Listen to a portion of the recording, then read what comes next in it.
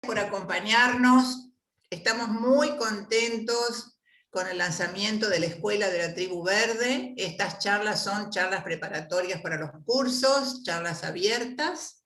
Bueno, nada, ya está mismo. Que van a ir a Zoom, así que el que las quiera rever o recomendar a algún colega o amigo, ya sabe. Hoy tenemos a un invitado especial, porque todos los invitados son especiales. Entonces siempre se dice, uy, esa persona es especial. Todas las personas somos especiales y únicas. Así que hoy nos acompaña Gabriel Burgueño, a quien le agradezco infinitamente que nos depare este rato con su sabiduría, su experiencia, su haber hecho tantas cosas y sus proyectos futuros. Hola Gabriel, ¿cómo estás? ¿Qué tal? Buenas tardes a todo el mundo. Gracias por el espacio, un gusto estar acá. Gracias. Gabriel, la primera pregunta siempre a todos los entrevistados es, ¿cómo es que llegaste hasta acá? Como persona y como profesional. Porque, por ejemplo, Romy nos contó que a ella la determinó la lectura de un libro. A mí probablemente me determinó el subirme al Monumento San Martín en la plaza. A otro, por ejemplo, a Adriana, la familia, el abuelo, el padre, todos tuvieron su relación con las plantas y entonces es una cosa de familia. Entonces, cada uno de nosotros hemos tenido otra historia, otro camino educativo y formador. ¿Y cómo fue el tuyo? Bueno, yo llegué hasta acá a los porrazos, básicamente. Porque, no digo esto para dar lástima, sino ojalá para estimular a alguien que esté en algún momento de oscuridad de la vida que a veces pasa. Mis padres se fundieron cuando yo era chico y nos quedamos en la calle, ¿no? Bastante literalmente. No vamos a dar detalles en particular, pero eso me generó una necesidad de armar un proyecto. Y estuve muy rodeado de gente que me ayudó. Entonces, entre otras cosas, me agarré de la escuela secundaria en ese momento, que era la escuela de jardinería. A mí me gustaban las plantas, la naturaleza, es más, la ciencia. Yo empecé un industrial de química, que después me enamoré de la escuela de jardinería, me crucé de vereda, pero yo andaba de chico con tubos de ensayo, con bichos, con plantas. Yo me imaginaba como científico, básicamente, en un momento. Y bueno, hice la escuela, la verdad que tuve ahí madrinas, padrinos, las dos cosas. Mucha gente que me ayudó en lo humano, pero además en el oficio, en los oficios, en las artes también, porque con la pintura, con la lectura, con la literatura, muchas cosas que me fueron nutriendo y saliendo de la oscuridad de alguna manera, de todo ese entorno feo y familiar difícil también, ¿no? Mis padres se separaron también, bueno, varias cosas a la par, nada extraordinario ni nada que no le pase a muchísima gente, por eso también lo cuento, pero la escuela de jardinería fue todo un proyecto y desde muy chico me proyecté estudiando y es más, yo me acuerdo en la charla con el dueño de un vivero que trabajaba ya de chico, 16 años, algo así, que me dijo, ¿y vos qué vas a estudiar? Yo le dije, yo voy a ser doctor en botánica. Y me dijo, mirá, pero el doctorado es otra cosa, hay que hacer primero una carrera de grado, uno no se va a doctorar en botánica, sino que en todo caso sería en biología, habrá que ver, así, asá. Yo era muy cabeza dura de chico, lo sigo siendo, y digo, bueno, yo voy a hacer un doctorado, lo mismo. Entonces, terminé la escuela de jardinería, hice el CBC para la agronomía, empecé agronomía, me aburrió muchísimo, pido disculpas a los agrónomos presentes, pero me aburrió muchísimo, y salí corriendo y tuve una crisis universitaria, y ahí por suerte me crucé con otra hada madrina que es Gloria Brenner, de la carrera de la licenciatura de la FADU. Ella me dijo, ¿por qué no probás esta licenciatura que es nueva, tiene un cruce con lo creativo, con lo espacial, además de lo biológico, lo botánico, lo ecológico? Y la verdad que vi el temario de materias y fascinante, sigue siendo fascinante. Y así que hice la carrera redonda, la verdad que en muy poco tiempo, porque fue muy digerible, muy disfrutable, la verdad. Y cuando terminé la carrera, me crucé ahí un poco al mundo de los biólogos con Jorge Morelo, que fue uno de los grandes ecólogos que tuvo Argentina. Así es. También me acuerdo el momento exacto de llamarlo una tarde y decirle, doctor, tengo un proyecto para hacer una tesis, ¿lo puedo ir a ver? Venite ahora, me dijo. Hijo, venite ahora. Así que me tomé el colectivo y lo fui a ver a la ciudad universitaria y ahí hice el doctorado con él. Y bueno, y acá estoy. La verdad que contento, pero con mucho agradecimiento, porque no es verdad que uno se rompe el lomo y sale adelante. Sale adelante con contexto, con ayuda, con otras personas, ¿no? Es decir, solo es difícil en cualquier lugar, ¿no? Es que no somos personas solas en el mundo, somos siempre dentro de un grupo, dentro de una sociedad, dentro de una comunidad, y sin la ayuda de los demás es imposible, imposible. Por eso yo creo que a esta altura nos la pasamos mucho tiempo ayudando a los más jóvenes, a los más chicos, o a los no más tan jóvenes, pero a lo mejor que quieren empezar cosas nuevas o proyectos, y estamos siempre ahí, ¿no? Bueno, esa es la parte de tu carrera académica, pero de tu carrera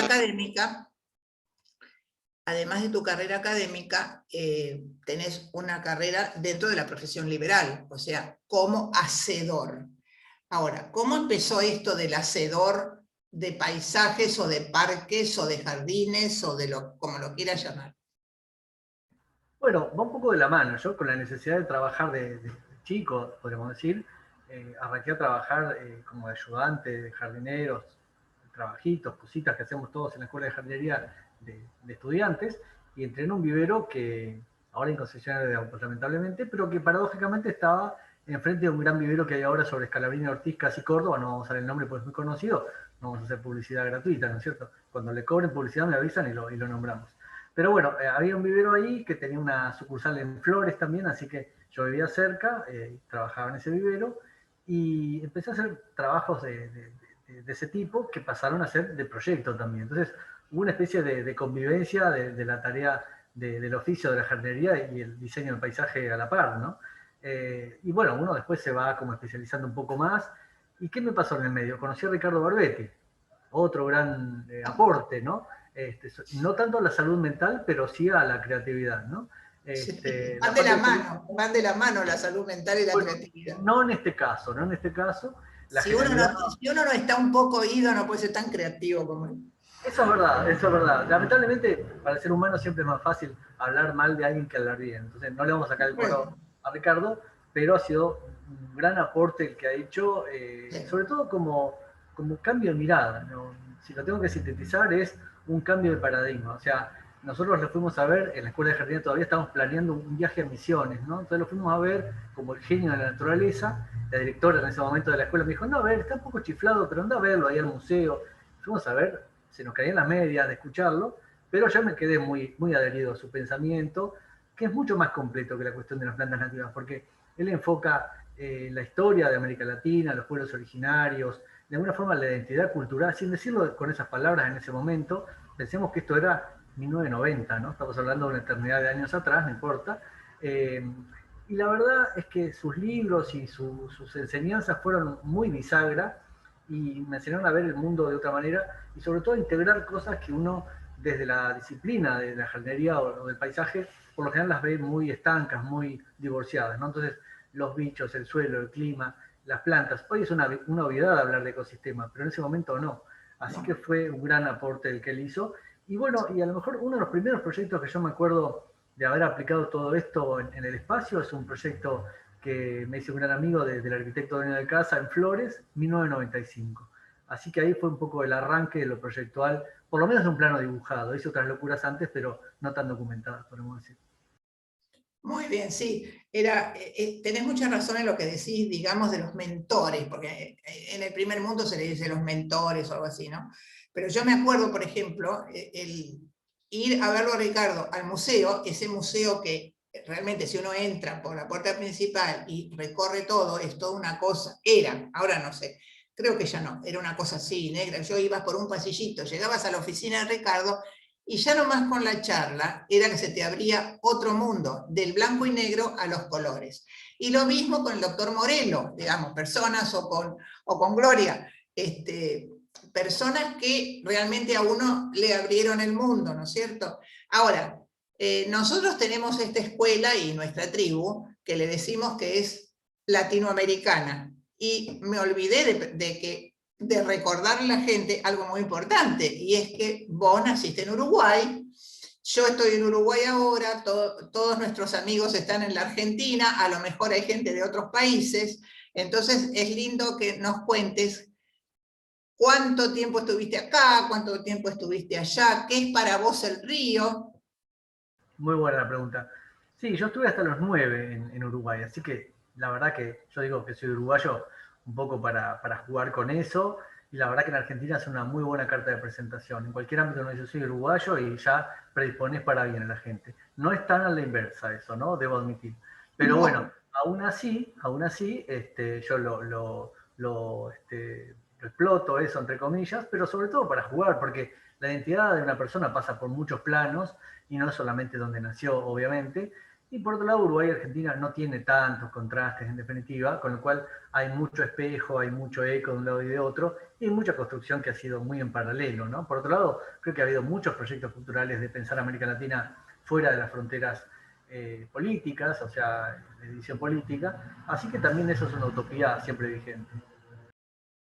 muy bien. Después vos tenés otra vertiente, otro camino, que es el de ser publicista. Yo les cuento a la gente que, por ejemplo, en la época de Taís, en la época de Carrasco, o hasta los años 60, cuando alguna persona escribía y publicaba, sea en un diario, un libro, un artículo, se le decía es un publicista, porque publicaba. Entonces, Gabriel es un publicista. ¿Por qué no nos contás un poquito de esta vertiente tuya, de esta faceta tuya de dar al mundo los pensamientos escritos en los maravillosos libros, libros, plantas, árbol y libro? Bueno, la verdad que el término publicista no sé si me cabe, es la primera vez que lo escucho. Te creo, por supuesto, y confío en tus palabras, pero no sé qué término contemporáneo podría ser traducible a No lo publicista. conozco, por eso uso un término viejo. No, está muy bien, está muy bien. En un congreso me dijeron una vez que era escritor y yo también me sentí con mucha vergüenza porque no es lo mismo, ¿no? Tengo pendiente si algún día escribir una biografía, ahí a lo mejor paso a un pasillo de escritores, pero por ahora está en proyecto. A mí me da mucho placer leer, entonces me parece que escribir va muy de la mano y bueno, un poco el berretín, entre otras cosas, surgió con la idea de hacer un libro para colegas. La verdad que el primer libro que armamos con Claudia Nardini es como un apunte de los cursos que damos en Aves Argentinas y que surgió como un apunte y la idea fue ponerle fotos, ponerle casos, fichas de especies y armar como un recetario de cómo diseñar un jardín pensando en evocar la naturaleza. Eso fue un primer disparador para escribir ese libro. El segundo libro fue un berretín, otro berretín vinculado a la tesis. Uno no puede hacer una tesis y no publicarla, porque es un desperdicio. Ya que lo hiciste, la Total. recibiste, eso lo tiene que leer alguien. O sea, más allá de tu mamá y tus hijos en alguna etapa de la vida, después ya no lo leen tampoco. Entonces, hay que publicarlo. ¿Va a ser un éxito? Y no va a ser un éxito, no importa. En una editorial me dijeron una vez, bueno, pero ustedes tampoco son Borges. Yo no quiero ser Borges, yo quiero publicar a mi escala. Si lo leen 100 personas, yo estoy feliz. Entonces, es mucho disfrute sacar un libro, es mucho dolor de cabeza también, porque las editoriales son muy perversas. También es muy perverso, digamos, el mercado en sí del libro, porque salvo algunas estructuras muy progresistas, la mayoría reconocen solo un 10% del valor de tapa para el autor. Más allá de la guita, uno no lo hace por la guita, pero es muy injusto por otro lado. Entonces, uno aprende también a veces a publicar algo en un PDF que no cuesta nada y regalarlo, y uno es feliz también. Entonces, no solo vale el libro objeto en papel, que está bien, se huele, se toca, te lo llevas a la mesa de luz, pero el libro puede ser en muchos formatos hoy en día. Exactamente, exactamente. Yo siempre digo que yo para hacer los libros, desde la fotocopia para hacer algo hasta la distribución, porque bueno, yo siempre, generalmente ahora, desde hace como 10 años, los publico prácticamente yo, con la ayuda de mi amiga Raquel de Concentra, porque hay que tener un pie editorial. Pero bueno, es muy difícil, es imposible vivir de los libros. Es más bien que uno gasta, pero es la satisfacción de poder distribuir las ideas, las ideas. Bueno, ahora vamos a pasar a otro costado de nuestro invitado de hoy, que es la docencia. Bueno, eh, creo que va muy de la mano el escribir y hacer docencia, el proyectar y hacer docencia, el investigar y hacer docencia. Y para mí es un recurso de mucho disfrute y de mucho contacto con el otro distinto, ¿no? Con el otro humano, con el otro colega. Y la verdad es que hacer docencia también significa devolver un cacho de lo que uno recibió, pero también aprender continuo y un recibir continuo, entonces no se puede hablar solo de dar, obviamente, y más en la docencia de hoy en día, que se construye tan codo a codo con el estudiante. Así que la verdad es que para mí es una porción muy importante de la existencia humana hacer docencia, en varios planos. Además, creo que cuando uno enseña también, paradójicamente, aprende en profundidad ciertas cosas que antes tenía medio atadas con alambre, con pinzas, y que se refuerzan, se profundizan y se ven otras aristas de esa información, de ese conocimiento, ¿no? Así que creo que completa muchísimo hacer docencia y es recomendable para todo el mundo, en definitiva. Claro, yo creo que sobre todo, por ejemplo, en tu caso y en el mío, que hemos recibido una educación pública de primerísimo nivel. Yo no había jardín de infantes en mi época, pero desde primer grado hasta el doctorado, siempre estuve en el sistema público, lo mismo que vos, y siempre lo consideré una obligación para la Universidad de Buenos Aires, dar un poco de todo lo que hemos recibido, ¿no? Bueno, pero bueno, vos das clase o tenés alumnos en muchos distintos medios, digamos, das clase en la universidad pública, en la privada, das clases por internet. ¿Cómo son las diferentes experiencias de los alumnos? Porque está bien, uno siempre, también uno tiene que tener contacto con la juventud, porque así las cosas uno las va ayornando, pero tal vez en alguno de tus casos tengas alumnos adultos o alumnos jóvenes, o qué diferencia hay entre uno y otro sistema.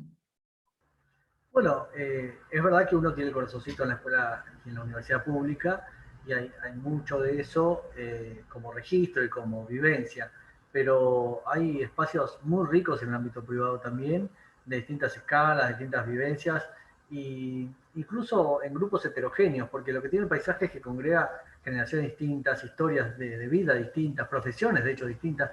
Nos pasa en uno de los cursos que les voy a mostrar ahora, de convocar un colectivo que va desde un agrónomo, un biólogo, un colega, por supuesto, de la licenciatura, pero también una persona que viene de otra disciplina totalmente distinta, una psicóloga, un químico, y eso es riquísimo, porque esos cruces de vereda traen a la mesa un montón de discusión y de aristas que jamás nos hubiéramos planteado, ¿no? Creo que nada más rico que cuando alguien cambia de profesión para rever con otros ojos una disciplina que a lo mejor está quieta en un punto cuando uno llega, y el visualizarla desde otra mirada es muy potente, ¿no? Así que en ese sentido cada espacio tiene su disfrute, sus objetivos tal vez, y tal vez no es lo mismo una licenciatura que está de lleno pensada en el paisaje, por ejemplo, me pasa en la UADE que damos una materia para arquitectos, y bueno, es una materia dentro de un universo de materias, no es la misma pretensión, pero es muy estimulante ver cuando la cabeza hace algún cambio, por ejemplo, de paradigma, justamente pensando el paisaje de una dimensión ambiental y cultural y no solamente estética o ornamentalista, ¿no? Así que eso es muy sabroso y se caen todos los prejuicios que podemos tener sobre los espacios privados versus los públicos. Bueno, cuando te escuchaba, me di cuenta de que la escuela, la Tribu Verde, va a ser una escuela privada, virtual pero privada. Entonces, miren, estamos todos desayunándonos de cosas nuevas, ¿no? Querido Gabriel, preparaste unas imágenes para nosotros para ir contando distintos temas y distintas modalidades que te interesan. Te invito a compartir la pantalla y mostrarnos eso. Así va a ser, con toda solemnidad vamos a compartir pantalla. Ustedes me dicen si se ve. Ahí la podemos poner. Sí, ahí está. Pantalla completa. ¿Sí? Bueno, ahí estaba un poco el bienvenido jugando, también hablando de cruces culturales con lenguaje inclusivo. ¿Cómo no plantearnos una necesidad del lenguaje inclusivo cuando estamos en un momento de tantos cambios, ¿no? De identidades, tantas opciones que hay ahora de identidades, entre otras cosas, ¿no? de género, y que más allá de la opinión particular que podemos tener unos y otros, también creo que visualizar con una sola persona que se sienta excluida de un espacio, ya vale la pena hablar distinto. Es decir, es como pensar una rampa para un edificio, no puede faltar. Y me parece que estamos en un momento también bisagra de eso, ¿no? Para la mayoría es difícil el lenguaje, suena un poco ridículo, no te hallas con las palabras, se te pianta una O o una A donde no iría, pero me parece que vale la pena el intento, por lo menos, ¿no? Y acá en esta imagen me parece que también hay como un juego de inclusión y una metáfora y hasta una paradoja de la cinacina con las espinas y las ramas zigzagueantes y lo caprichoso del follaje y la historia detrás, ¿no? De Puerto Madero, de la ciudad en un punto ya clásica, canónica en algún aspecto, y cómo las cosas van y vienen y lo que fue despreciado en un momento hoy tiene un valor, la vegetación que en algún momento fue yuyo, fue desprecio, fue desvalor, hoy está puesta sobre el escenario, y qué rico que el paisaje sea de alguna manera protagonista de eso, ¿no? Y que esté en esa mesa de discusión cultural, en definitiva, que es la percepción de esos espacios, la valoración de esos espacios, ¿no? Y la verdad que para el equipo, cuando hicimos el laburo de Paseo del Bajo, especialmente en estos tramos de Puerto Madero, hubo toda una reflexión de qué plantas poner, cuáles no, más allá de lo que el mercado ofrece, lo que desde el punto de vista biológico funciona. También plantearnos cuál va a ser la percepción de estas plantas, porque para usuarios de este espacio, parte de esta paleta de plantas se relaciona con la maleza, con la planta no deseada, con lo espontáneo en un sentido, digamos, feo, ¿no? En cierto modo. Y ponerlas en este espacio fue también una especie de laboratorio para, al cambiar de contexto, decir, bueno, esta planta acá significa otra cosa, ¿no? Y a ver cómo nos va. Por suerte, pensamos que hubo mucho vínculo con las mariposas, con las aves, con otras argumentaciones, porque hasta uno podría pensar, tiempo atrás, ni siquiera la gestión pública hubiera aceptado esta plantación, ¿no? Entonces, sin ser salamero con ninguna gestión en particular, ni mucho menos, entender que hay un contexto donde el poder político dice, si ponemos estas plantas nos puede ir bien. En otro momento nos hubieran sacado carpiendo, ¿no? Por no decir una barbaridad. Entonces, bueno, uno creo que aprende estas cosas, pero también aprende dándose el lugar al espacio piloto. O sea, muchas de estas cosas no las sabemos hasta que vamos y las probamos, ¿no? Así que creo que es muy rico como sociedad el momento que estamos viviendo, totalmente bisagra en ese sentido, de explorar qué plantas silvestres se pueden llevar al escenario urbano o semiurbano y rural y darles un marco que hasta ahora no se había dado, ¿no? Y en ese sentido, el cambio del contexto de las plantas de alguna forma posibilita un lenguaje nuevo y ciertos artefactos que se dan especialmente en la ciudad, atravesados por la lógica de infraestructura verde y azul, de corredores biológicos, de respuestas a cambio climático incluso, generan un marco como para que terrazas verdes y jardines verticales tengan otra connotación. Hasta hace poco era una cosa de ricos o de fachadas de un local caro o de un hotel o una estación de servicio. Bueno, hoy se puede empezar tecnologías para que esto sea sencillo, democrático, accesible. Obviamente hay tecnologías que son más caras que otras o más artificialización o automatización. Pero ¿qué pasa si pensamos estos escenarios para también explorar otras plantas, otros lenguajes, otros diseños? Y más allá de la aldea global que nos toca vivir, cada región tiene su particularidad como para que el paisaje cobre una identidad local que también juega un rol. Y en ese sentido, el trabajo de paisajistas y planificadores en general tiene un valor, ahí está Luisa que nos saluda de lejos, tiene un valor también a nivel impacto, podemos decir, ¿no? Es decir, lo que cultivamos tiene un impacto que puede ser positivo en muchos casos y puede dar un valor agregado a la ciudad, al entorno, y en otros puede tener un impacto no deseado. Y creo que las plantas invasoras en particular es un tema poco visualizado.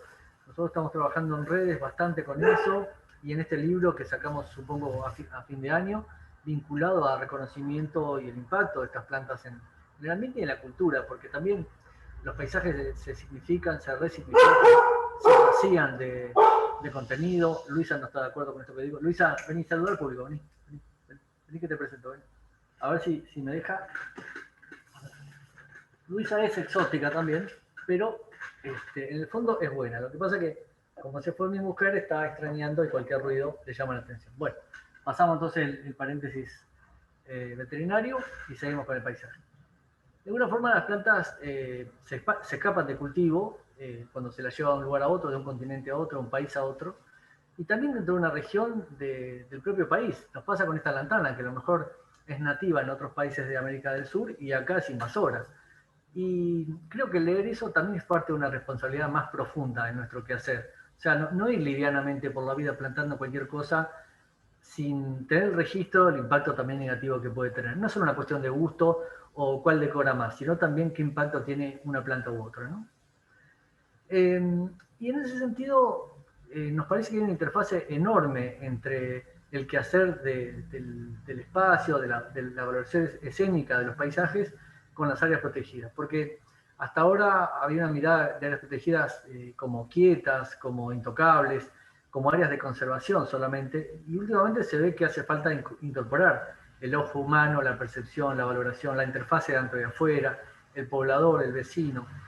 Y ahí hay un trabajo también potencial enorme para nuestro trabajo, para nuestra profesión. Entonces, esta guía que armamos con un equipo de justamente la red de viveros de plantas nativas, se vincula a pensar el paisaje en un sentido visual, escénico, espacial, dentro de las áreas naturales, pero no para fabricar un paisaje natural, sino para darle valor en la planificación de senderos, de espacios de estar, de accesos, de sectorización. Hay mucho que hacer que se solapa en profesiones distintas y que en definitiva el trabajo de interdisciplina es el que termina resolviendo en muchos casos, pero donde hay también un ojo estético para poner que es escénico, que es de valoración, que es de percepción y de construcción de significados también, como venimos diciendo.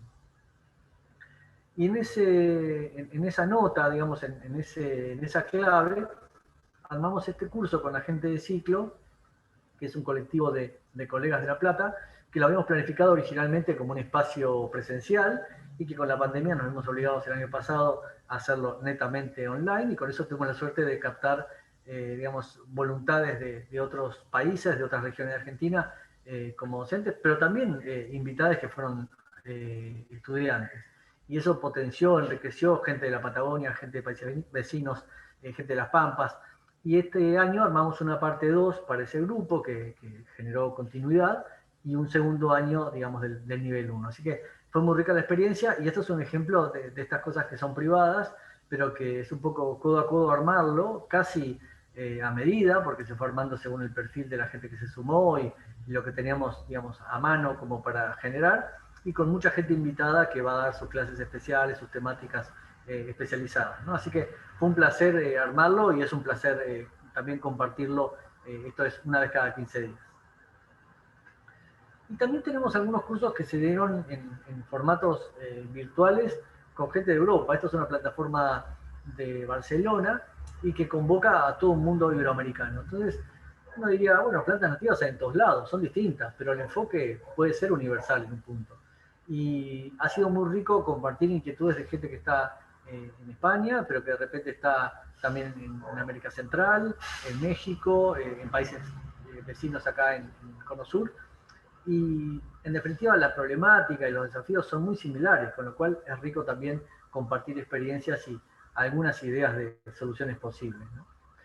Y bueno, en la cátedra UBA, un poco como cruce de todos estos saberes y disciplinas distintas, armamos un ciclo de charlas como para no solo enriquecer el espacio de aula y de estudiantes, digamos, día a día, sino también para salir a la calle, salir a la afuera, y también convocar especialistas que son de otras cátedras de la FADU o de otras disciplinas y otros saberes, y entender que el paisaje también tiene una connotación, como decíamos, más allá de lo estético y lo netamente biológico, ¿no? Que también tiene que ver con la percepción, con la valoración, en este caso un cruce con los géneros. Hoy nos visitó Cristina Lemeoté como, digamos, como especialista de algunas cosas, pero también como perfil ruidoso, ¿no? Nos gustó mostrar eso, cómo un profesional puede hacer ruido, puede producir una impronta propia, una búsqueda de forma, de estética, de color propia. Eso es muy bienvenido, y nos pareció que era muy estimulante para estudiantes que a lo mejor tienen hoy 20, 20 y pocos años, ver que hay otras formas de mostrarse y de hacer un recorrido, ¿no? Y desde esa autenticidad se mostró hoy Cristina, creo que fue muy rico. Esperamos que esta charla con Gisela Fredler también sea rica en cuanto a este cruce de género y diseño, que parece algo tal vez tirado de los pelos o que no tiene encuentros, y sin embargo hay mucho interés. Ella plantea en una entrevista en un libro de diseño que salió hace un par de años, algo muy lúcido, que es que no hay un diseño neutral. Cuando nosotros diseñamos para todos, en realidad estamos haciendo un sesgo, y estamos muchas veces diseñando para solo un sector, que suele ser justamente un sector más masculino, de ciertas franjas de edades, que deja fuera minorías. Entonces, que no hay un diseño neutral me pareció una enseñanza universal para cualquier diseño, pero que el paisaje es muy vigente, es muy importante ser conscientes de esa implicancia, ¿no? Cristina Bueno, forma parte muy indisoluble de la tribu, la hemos entrevistado y también de mi vida, somos conocidas de hace muchos años. bueno, Lo que pasa es que, claro, ella, como le digo siempre, vos te atreves a hacer en la práctica cosas que yo hago en la teoría, pero bueno, pero está muy bien que exista y obvio, seguramente hay cosas que no estamos de acuerdo, que haríamos distinto, pero por supuesto. creo que este recorrido y esa búsqueda es lo más sabroso y de Ujú. alguna forma lo que intentamos decir a cualquier estudiante es no dejar de lado la posibilidad de búsqueda. Después, en algún momento desecharás cosas, te darás contra la pared con otras, pero bucear en tu interior cuál es tu búsqueda de diseño en cuanto a forma, color, propuesta, eso es sagrado y creo que hay que ser auténtico en eso, llegues a lo que llegues, ¿no? En un punto. Conocer la mayor multiplicidad de actitudes con la vida y con la profesión, ¿no? Tal cual, tal cual. Y concretamente en lo profesional me parece sagrado, religioso. Bueno, otra locura que armamos pensando justamente en la lectura es esta biblioteca virtual. Ahí llegó mi mujer, entonces la perra va a ladrar un poquito, ustedes sepan disculpar, pero esto es parte del vivo mismo, ¿no? Eh, Esta biblioteca se armó pensando una serie de temas que interesan al paisaje, a disciplinas anexas, cercanas, y la idea es poner a mano material que está online de forma, digamos, legal, oficial, en otros sitios dispersos, y ponerlo a mano organizado en carpetas. Así que la invitación es a que le peguen un vistazo y también a ayudarnos con algún material que ustedes tengan a mano y que a lo mejor no se nos ocurrió, un libro de afuera, una revista. Pusimos también algunos links de revistas. La verdad que el paisaje tiene como profesión muchas revistas potentes, no solo de Argentina y Cono Sur, sino de Hemisferio Norte, de otros países en todo el mundo. Y la verdad que hay mucho material online de descarga libre, ni siquiera revistas que haya que comprar, ¿no? Por supuesto que con plata todo es más fácil, pero muchas revistas que tienen varios números de descarga libre gratuita. Gabriel, por favor, Mira, decí cuál es el link para entrar a la biblioteca virtual. está acá abajo, si ustedes ponen Cátedra Meta Paisaje ya les aparece y hay una ventana que es... No se ve abajo, qué raro. por eso te estoy diciendo que digas. Hay que subir la imagen. Qué raro. A ver si puedo salir. ¿Ahí lo llegan a ver? No, ahí abajo, sí, Ahí yo está. lo veo. Entonces es Cátedra Meta Paisaje y si ponen barra Meta WordPress.com, Biblioteca les aparece tal cual. Y si ponen Meta Biblioteca les aparece directo. Eh, perfecto. Igual este PDF lo dejamos circulando para que quiera acceder por el mismo precio, por supuesto, y que se descargue lo que quiera.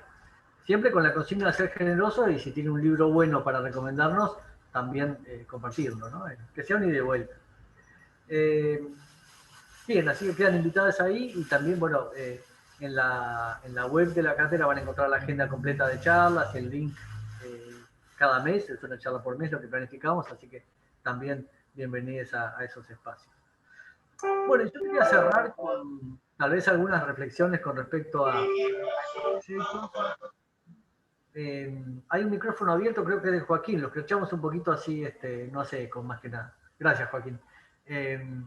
Entonces, nos pareció que estos proyectos, especialmente, digamos, desde el punto de vista de la conformación de espacios, más allá de la paleta de especies, tenían cosas para sugerir como, de alguna forma, colonizar algunos rincones de la ciudad que estaban un poco dejados, ¿no? Y más allá que el Paseo del Bajo ha generado toda una discusión en cuanto a las virtudes reales de organización del tránsito, el costo de la obra, obviamente las gestiones que están detrás y los años electorales, nada de esto es para ser ingenuos. Cada obra de este tipo también genera un catálogo de fotos para la gestión de turno, como ya sabemos, pero para nosotros también es una oportunidad de decir, bueno, conformemos espacios con otras calidades, armemos sitios de encuentro con el lote, con la vegetación nativa, como decíamos, pero como referencia también geográfica, no solamente en un sentido biológico de si es nativo o no, porque nosotros plantamos un chañar, como se ve acá en esta imagen de la derecha, y es un árbol que tiene millones de años de aportes al universo y de alguna forma muy vinculado con pueblos originarios, con pueblos campesinos en la actualidad, con una lectura doble de árbol útil, porque es comestible medicinal, pero también es maleza en un contexto de agricultura. Entonces, como las plantas tienen varias etiquetas y que a veces creo que está bueno sacarse esas etiquetas y leerlas tal cual, leerlas en este contexto nuevo que es la ciudad, y que si nos descuidamos, en este punto había una barranca donde ese árbol estaba en pie, ¿no es cierto? Entonces es como reconstruir un paisaje perdido, y a lo mejor un poquito más allá hay un bosque de ribera o de delta que evoca la ribera que estaba también ahí nomás. Pensemos que gran parte de este territorio ha sido relleno, ¿no es cierto? No es terreno natural. Entonces, ¿cómo esa reminiscencia nos ayuda a reconstruir un paisaje que hoy ha quedado poco y nada en Buenos Aires en particular, ¿no? Y especialmente la ironía de poner un pastizal en la nariz de la capital, ¿no es cierto? Y este juego y esta tensión ya de la época de Sarmiento, yo sé que vos tenés la colección completa de la obra de Sarmiento porque te regaló tu marido hace unos años atrás, adorar, pero además de eso, Sarmiento también, como hipótesis, diría, hizo mucho daño a la percepción de estas cosas, porque con esta tensión de civilización y barbarie, de alguna manera los latinoamericanos hemos crecido con una mirada de esto no sirve, esto es basura, hay que poner una planta como la gente porque esto es una porquería, y convive la valoración que estamos transitando en este momento todavía con esa mirada de desprecio. Entonces, creo que vale más la reflexión que la solución única o la respuesta única, y me parece que estamos a caballo de esa tensión ahí con Juana Zurduy de testigo. Gabriel, te voy a tener que interrumpir porque se nos va la hora y hay preguntas que responder. Interrumpa nomás. ¿Puedo interrumpir? Perdón. Desde ya. Y sacamos las imágenes y pasamos a contestar a las preguntas porque no sé qué hora es, pero tengo un estudio. 2:45, ¿eh? Por eso, vamos a contestar las preguntas porque tenía idea de conversar contigo sobre, digamos, el concepto de paisaje, la teoría de los paisajes, pero lo vamos a tener que dejar para otra charla porque...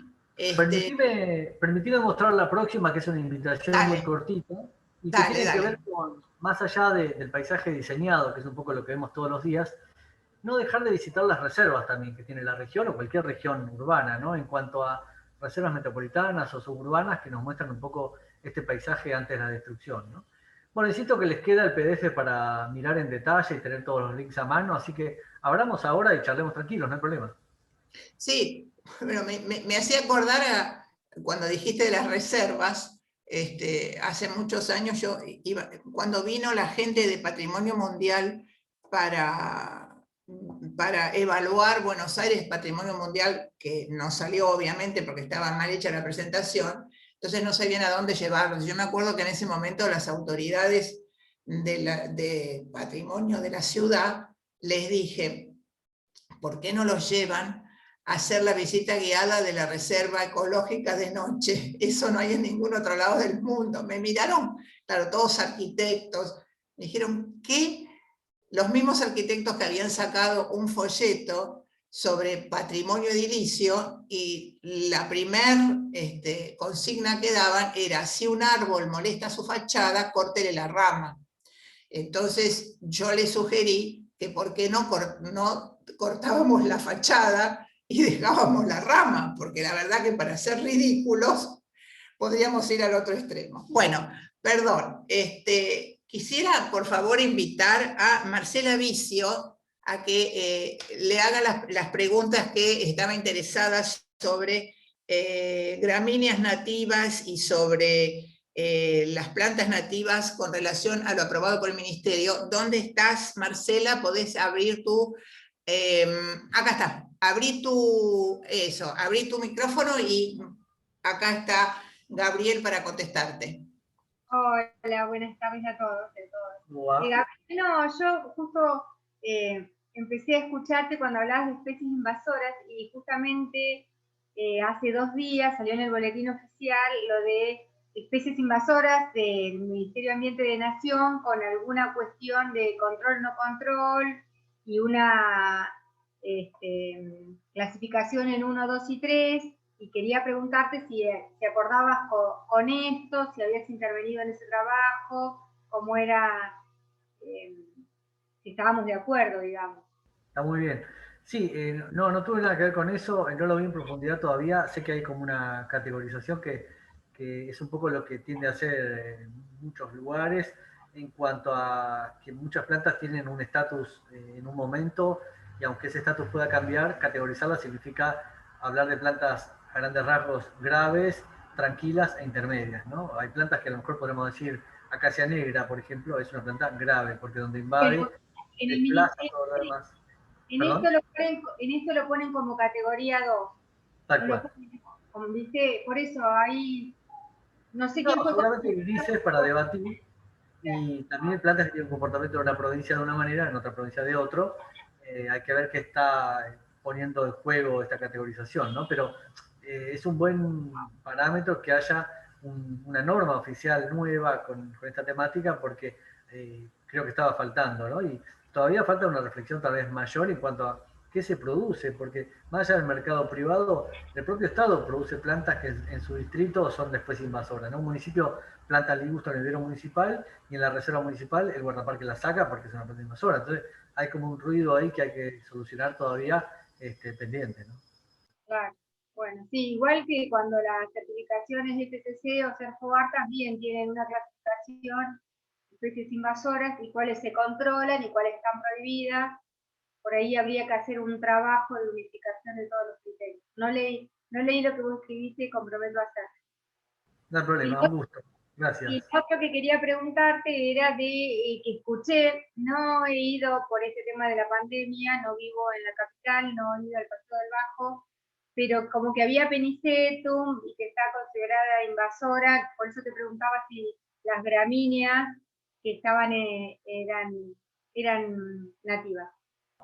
Bueno, con el Paseo del Bajo, como pasó también en Plaza Clemente o Manzana 66 y otros lugares de nativas, a veces el proyecto sale de una manera y en el medio está el área de espacios verdes o el Ministerio de Ambiente o el área que sea, sumado a la empresa que hace el trabajo. Entonces, a veces uno hace un proyecto, después pasa por áreas de gobierno, se consensúa, se traduce a lo posible, porque hay plantas que a lo mejor se proponen pero no están disponibles, y sumado a eso, la empresa que hace la obra muchas veces no consigue una planta y en el revoleo cae otra.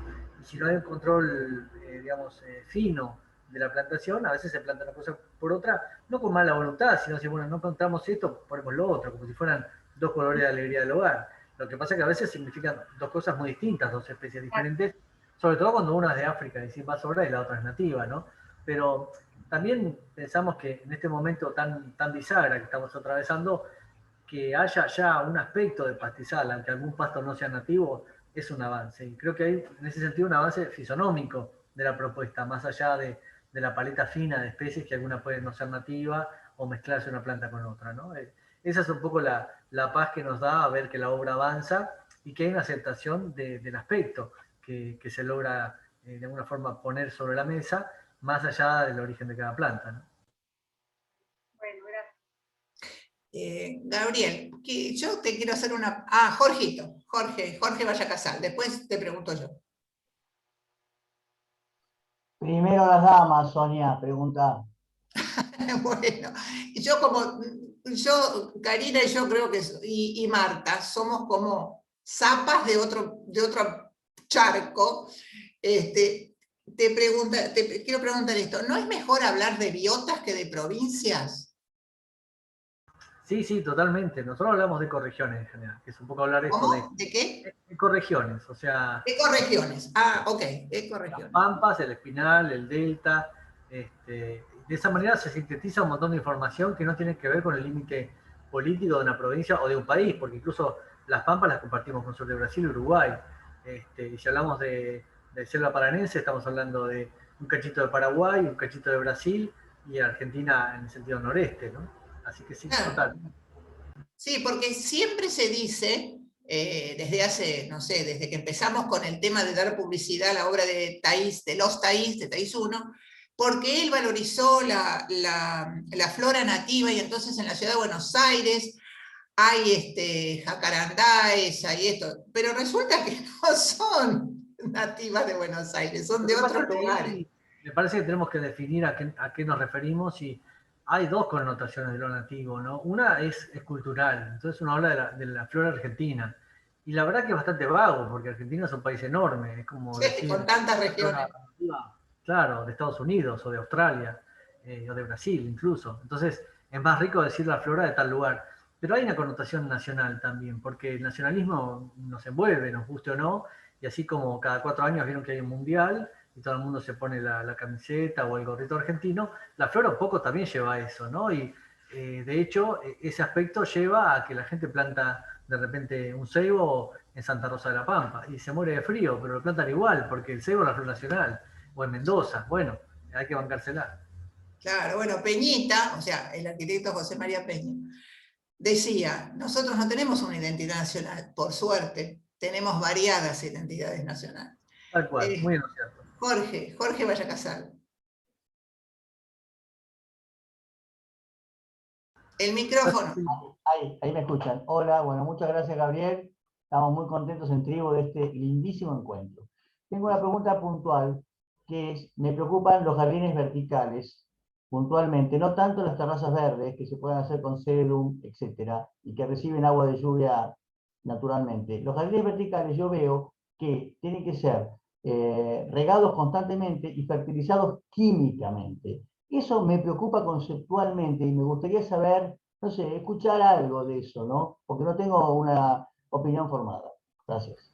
Está bien la pregunta, el comentario. La verdad que en sí el jardín vertical como sistema es bastante espuma, bastante engañoso, y creo que lleva como el espectáculo del verde, del color, en un contexto que de otra manera no habría ese verde, pero con un costo ambiental enorme. De hecho, agua potable o agua que está buena para otros usos en riego, un sistema que hay que inyectar energía para que riegue y además el químico. Lo que pasa es que eso es una parte, hay muchos otros sistemas de jardines verticales que son más sencillos, más austeros, y es más, nosotros partimos de la definición de una trepadora pegada a la pared o adherida a un soporte, es un jardín vertical también. Entonces, no vengamos con cuentos que hace falta geotextil y los bolsillos y la parafernalia, porque eso es para un sistema que, bueno, que quiere mostrar un espectáculo, que es muy bonito, pero de sustentable no tiene nada. Entonces, intentamos mostrar todo esto. Ahora, ¿qué pasa? En la editorial, cuando mostramos las fotos de los casos, la foto que se elige es la foto que la editorial sugiere que vende más. Entonces, bueno, uno cede en eso y uno dice, bueno, ¿querés poner esta foto? Ponela.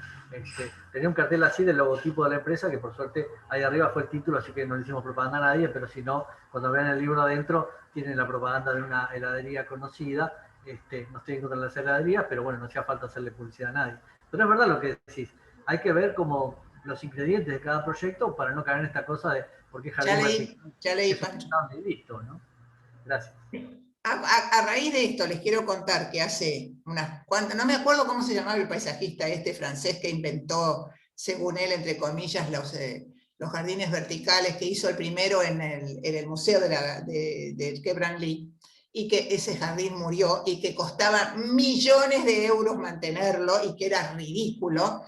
Y yo andábamos ahí en una reunión y dije, pero perdón, los jardines verticales existen desde siempre. ¿Cómo de siempre? Digo, y toda enredadera es un jardín vertical. Bueno, quisieron matarme. Pancho, quiere hacer una pregunta. Patrick Blanc, ahí está. Acá estoy. Gracias, Sonia. Gabriel, te felicito. Impecable, como siempre. Una claridad extraordinaria. Y te voy a decir no iba a decir piropo porque queda feo. Te escuché muy moderado, me encantó. Sobre todo cuando hablaste de las nativas y las exóticas. Te escuché muy moderado, te felicito. Pero uno de los piropos más fuertes que me han dicho es eso, que soy moderado. Bueno, no, te voy a hacer una pregunta muy... Gabriel, estamos programando con Pancho un encuentro especial para hablar de nativas y extranjeras. Yo soy extranjera, todos mis abuelos ucranianos, imagínense, me tengo que volver a Ucrania. Bueno, así que ya te convocamos a Pancho y yo a que estemos los tres. Hagamos una cosa, discutamos vos y yo y que Gabriel sea el moderador. No, él no es muy moderador. Que nos marque la cancha.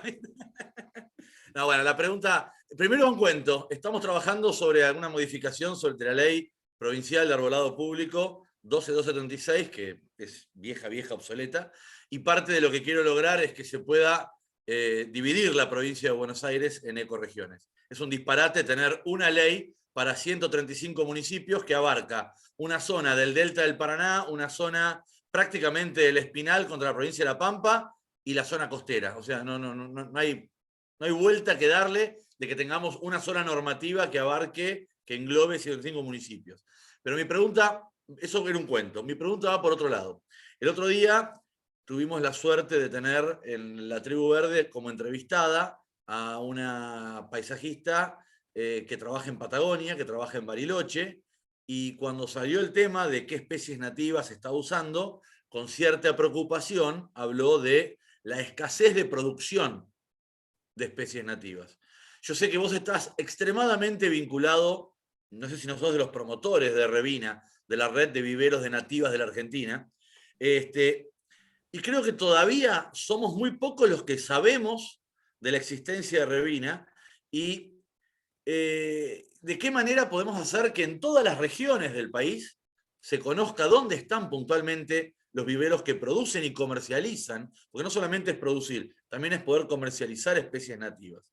Yo estoy haciendo ahora una serie, que por supuesto que te invito, empezó hace 2 semanas, de puntos cardinales de la Argentina, charlas con paisajistas, viveristas, y el problema que estamos escuchando es que faltan especies nativas fuera de lo que es la zona de Buenos Aires. Bueno, en realidad Revina, ustedes saben que surgió por un encuentro que hicimos justamente con nuestros pares uruguayos. Hicimos unas jornaditas de vegetación nativa en Colonia y después hicimos de vegetación rioplatense, hicimos un segundo capítulo acá y nos acompañó muy fuertemente la gente del INTA y a raíz de eso se hizo un primer encuentro de viveros al año siguiente. Y esta edición es la 6ª, si no me equivoco, del Revina, que si bien va a ser virtual, intenta ser lo más federal posible, justamente para barrer de una manera esas realidades tan distintas de una provincia a otra. Hay una catalogación de viveros en este momento en marcha, que tiene muchos puntos ya georreferenciados y con incluso un contacto de referencia. Lo que pasa es que el Revina no engloba solamente viveros comerciales, sino también viveros que son, digamos, individuales, de gente que le interesa el tema a nivel hobby o una institución de conservación, parques nacionales, viveros educativos, etc. Entonces, no se puede a lo mejor amalgamar a todos en una bolsa y es más, algunos viveros comerciales muy chiquitos de supervivencia no pueden aparecer demasiado por temas de sanidad o impositivo. Entonces, hay un gris ahí de gente que está pero no quiere figurar, con lo cual se deja de visualizar su producción y su oferta de materiales y de genética, ¿no? Así que es difícil en ese sentido, pero hay un trabajo muy fuerte de recabar información y publicarla, así que en eso estamos. Tal vez hay que escribir al Revina puntualmente de cada región que haya dudas y ver qué contactos tenemos, pero hay una red de alguna forma creciendo.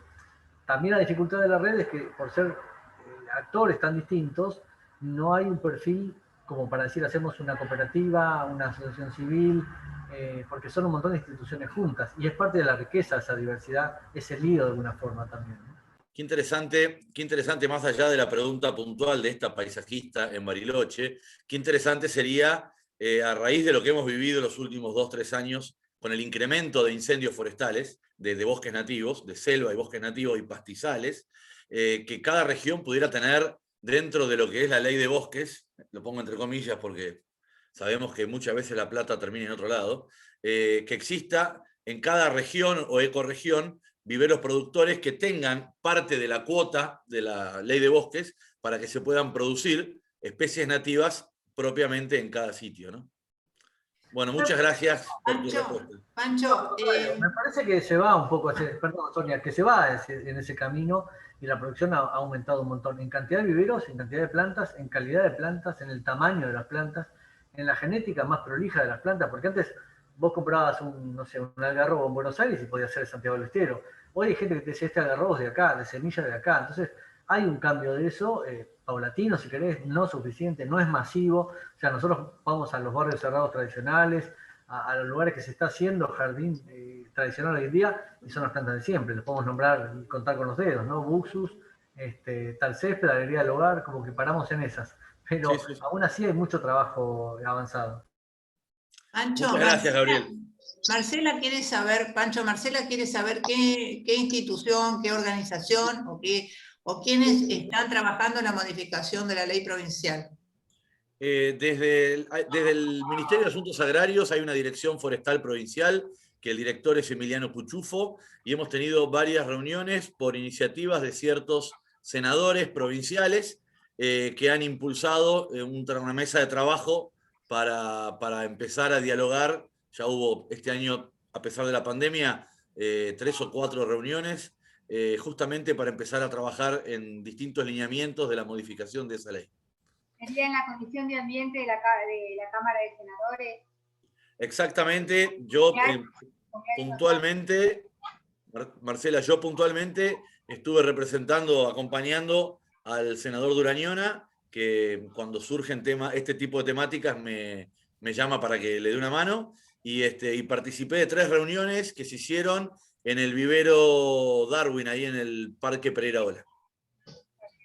Quiero agradecer muy especialmente a Gabriel, muy especialmente a Gabriel, 3 veces, porque nos ha iluminado muchísimo en muchos temas, sobre todo en los aspectos humanos de las profesiones. Siempre digo, primero uno es persona y después es profesional.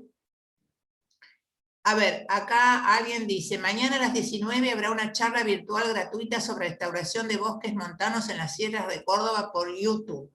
María dice, en Uruguay tenemos el mismo problema, nos faltan las plantas nativas, hago malabares para conseguirlas. Bueno, gente, les propongo que nos reunamos próximamente en otro Zoom, si Karina nos sigue aguantando y ayudando y tecnificando todo.